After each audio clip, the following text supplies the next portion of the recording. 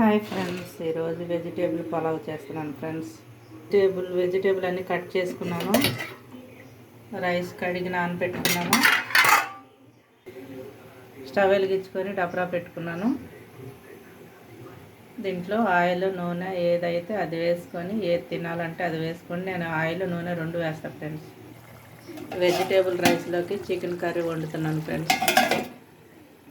నెయ్యి నూనె వేడెక్కింది ఫ్రెండ్స్. హోల్ గరం మసాలా వేసేస్తున్నాను. ఒకసారి కలుపుకొని ఉల్లిపాయ వేసేద్దాం ఫ్రెండ్స్. ఉల్లిపాయ పచ్చిమిర్చి వేసేసి కలుపుకుంటున్నాను ఫ్రెండ్స్. కొంచెం ఉప్పు వేసుకుందాం.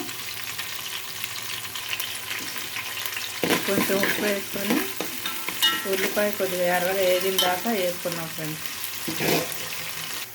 ఎర్రగా వేగిపోయింది ఫ్రెండ్స్. ఇప్పుడు అల్లం వెల్లుల్లి పేస్ట్ వేసుకుందాం.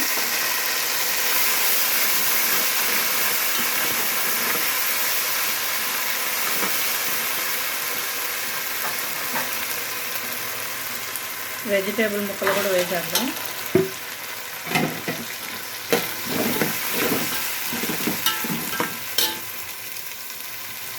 అలా కొత్తిమీర పుదీనా కూడా వేసేసుకుందాం. ఈ ముక్కలు ఉడికిన దాకా ఉడకనిద్దాం ఫ్రెండ్స్. తర్వాత ఎసరు పోసుకొని బియ్యం వేసేసుకోవటమే.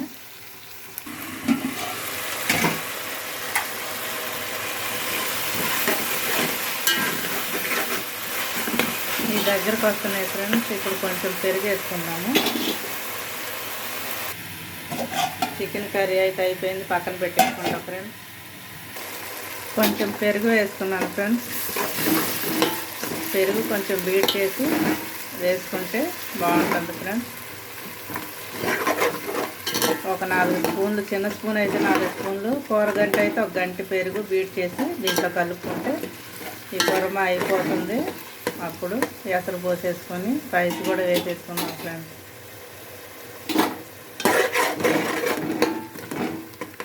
పలావు, కొబ్బరి అన్నం ఇవన్నీ చూపించాక వెజిటేబుల్ అన్నం కూడా చూపిద్దామని చేస్తున్నాను ఫ్రెండ్స్. కొంచెం మూత పెట్టుకొని పెరిగి ఇప్పుడే వేసి తర్వాత ఎసరు పోసుకుంటాం ఫ్రెండ్స్. చికెన్ కర్రీ చేసినప్పుడు కట్టా కూడా ఉండాలి కదా ఫ్రెండ్స్, అందుకనే అది కూడా చేశాను. ఇదైతే ఒక విజిల్ వచ్చిందా పెట్టాను ఫ్రెండ్స్. ఇప్పుడు పచ్చెనపప్పు రుబ్బుకొని దీంట్లో వేసేసుకున్నాను. దీంట్లో కొంచెం చింతపండు పులుసు వేసి మరగనేసి కట్టా కూడా రెడీ అయిపోతుంది ఫ్రెండ్స్. ఎసరు పోసేసుకున్నాను ఫ్రెండ్స్. బాస్మతి బియ్యం అయితే 1కి 1.5 పోయాలి. నార్మల్ రైస్ అయితే 1కి 2 పోయాలి ఫ్రెండ్స్. నేను ఇవాళ బాస్మతి వండుతున్నాను కాబట్టి 2 గ్లాసులకి 3 గ్లాసులు వాటర్ వేసాను ఫ్రెండ్స్. ఎసరు మరిగేలోపు ఈ కట్టాలో కూడా చింతపండు పులుసు పోసేసాను ఫ్రెండ్స్. ఇంక ఇది మరగనిస్తే అయిపోతుంది కొత్తిమీర వేసుకుంటే. ఇది లేకుండా మాత్రం పలావ్, కిచిడి, బిర్యానీ ఏది ఉండదు ఫ్రెండ్స్. చూద్దాం ఫ్రెండ్స్. ఎసరు అయితే మరిగింది, బియ్యం వేసేసుకుందాం.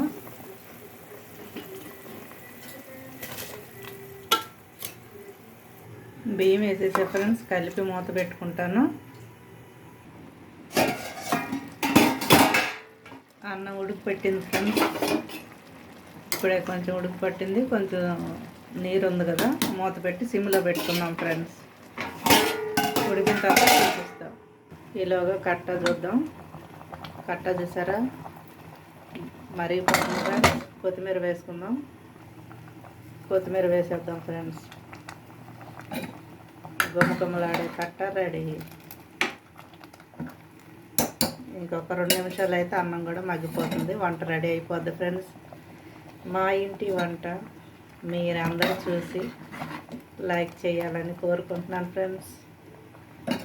మా ఇంటి వంటను చూసి మీ ఇంటి వంట ఏంటో కూడా కామెంట్ పెట్టండి. మీకు ఏది నచ్చుతుందో కూడా కామెంట్ పెట్టండి ఫ్రెండ్స్. మా ఇంట్లో ఎప్పుడు కంపల్సరీ వారానికి ఒకసారి మాత్రం ఉడుకుతూనే ఉండాలి, ఎందుకంటే పిల్లలకి ఇష్టం ఫ్రెండ్స్. బయట తినకుండా తినిపించాలంటే ఇంట్లో వాళ్ళకి ఇష్టమైనవి వండటమే నేనైతే చేస్తూ ఉంటాను ఫ్రెండ్స్. చూడండి, చూసి లైక్ చేయండి ఫ్రెండ్స్. సిమ్లో పెట్టేసి వెయిట్ పెట్టాను ఫ్రెండ్స్. ఒక 2 నిమిషాలు బరువు పెట్టి ఉంచుతాను. సిమ్లో ఉంది. 2 నిమిషాల తర్వాత చూపిస్తాను ఫ్రెండ్స్. ఈలోగా పెరుగు చట్నీ చేసుకోవచ్చు. 2 నిమిషాలు అయింది ఫ్రెండ్స్, వేడి తీసేసాను. అన్నం ఎలా ఉందో చూద్దాం.